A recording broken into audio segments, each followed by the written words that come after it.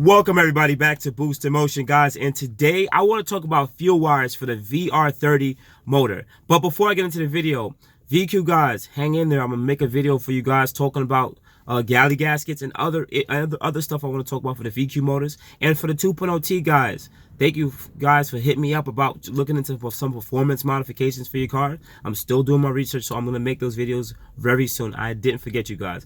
And the hybrid guys and all the other guys who've been following my channel. If it's still Infinity Nissan related, I can make a video about it. So please send me your private messages at Instagram Boost in Motion or Facebook Boost in Motion. If I know anything about it, I'll definitely share information about it. And to be honest, sometimes I like to learn a little bit more about other cars too. So just send me DMs. But let's get into the video.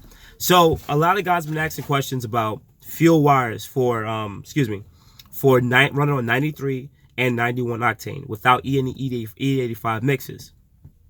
Guys, let me just briefly explain why the fuel wires were used. A lot of people were complaining that on the stock tune running a Jb4, our AFRs, our air fuel ratios, would dip very low into the low 11s and high 10s. Now, some of you guys who are not quite familiar with air fuel ratios, usually anything but under 14 is usually more of a rich mixture.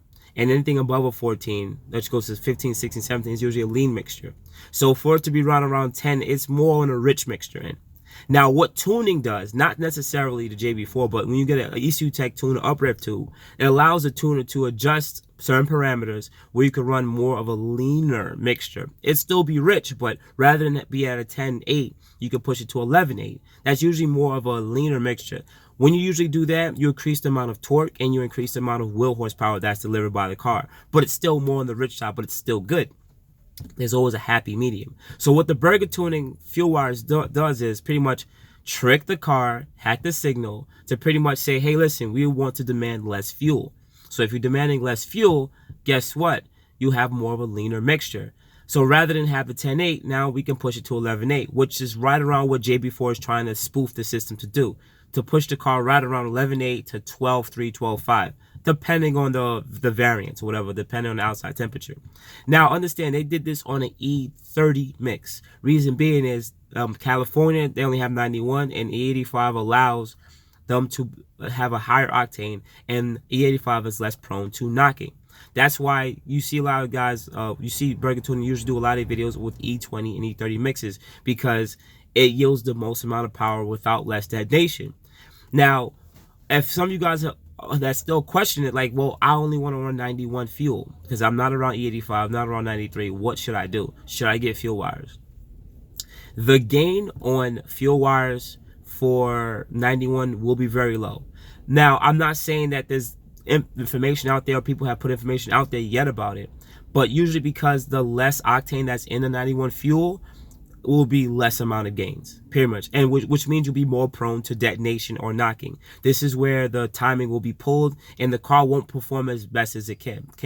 Two, also, it depends on where you are. So if you live in a colder climate, usually it's better to have, even if you're 91, you can add the fuel wires. But if you live somewhere where it's really hot, like Texas, some part of Texas was only hot 80 degrees and above majority of the year, then and you're only on 91, then you're always going to have this issue of knocking or pre-detonation. Remember, guys, the more boost you run, the hotter the charge air temp. We don't have direct access to our charge air temp, but what I usually use is the trans temp. That's not really for the transmission of temperature, but that's actually the heat exchanger coolant temps. And I realized that if it's in Fahrenheit and it's anything under 80, 70 degrees, usually the car will perform pretty good. Anything usually above 70, 80 degrees for the coolant temp or the heat exchanger, you will start having time pull depending on the amount of premium gas you are using.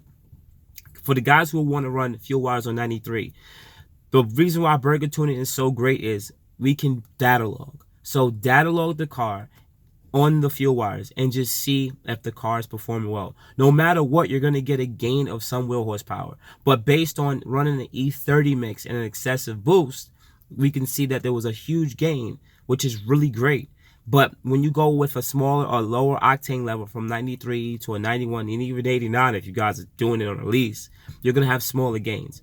At the end of the day, $30 for between 5 and, I don't want to say 5. I'll say 5 to 20 wheel horsepower and about 10 to 30 foot-pounds of torque is worth it at the end of the day. You won't really be able, some of you guys won't really be able to see the difference, but as long as you data log and you're seeing that it's hitting right around that 12 and it's holding up to high RPM, you are gaining excessively more wheel horsepower. But if the timing isn't going up at the higher RPM, because it's always going to dip, guys. Always remember, it's going to dip, but it's going to always come back at the higher RPM. If it doesn't come up and it just stays flat and it goes down, that means you're running excessive boost. That means you are going through knock. Knock is when you have pre-detonation, where you have knock and they're pulling timing, because guess what? The air and fuel mixture is igniting before the spark, and you can't have that. That's not good.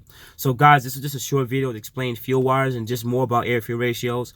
If you guys want to contact me at boostinmotion on Facebook and Instagram. Guys, I appreciate you guys very much. Whenever I'm in this truck, I try to drop knowledge to you guys, and I just hope that I continue to help you guys so much. Bless. If you watch this video, please hit the subscribe button with the bell notification.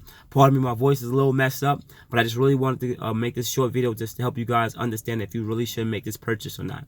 I'm going to continue to dialogue my car on 93 and E30 mix just to see where I should be really at, because my car is necessarily still stock like you guys. I don't have any full bolt-ons yet other than AMS intakes.